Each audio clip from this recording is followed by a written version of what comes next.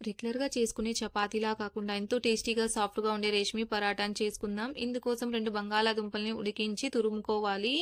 ఇప్పుడు ఇందులోకే మనం జీలకర్రని, చిల్లీ ఫ్లేక్సు, సన్నగా తరిగిన పచ్చిమిర్చి, రుచికి సరిపడా ఉప్పు, కొత్తిమీరని వేసుకొని, ఒక కప్పు మైదా పిండిని వేసుకొని, ఒకసారి బాగా మిక్స్ చేసుకున్నాక, ఆయిలు ఒక 4, 5 టేబుల్ స్పూన్ల వాటర్ మాత్రమే వేసుకొని, సాఫ్ట్‌గా కలిపేసుకొని, కొద్దిగా ఆయిల్‌ని కూడా అప్లై చేసుకొని, మూత పెట్టేసి 15 నిమిషాలు నాననివ్వాలి.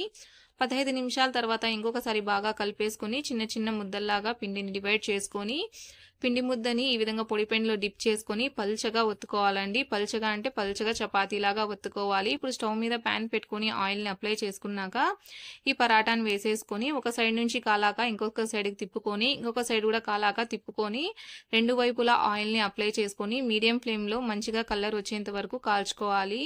అంతేనండి. ఎంతో టేస్టీగా, సాఫ్ట్‌గా దూదిలాగా ఉండే మన రేష్మి పరాటా అనేది రెడీ.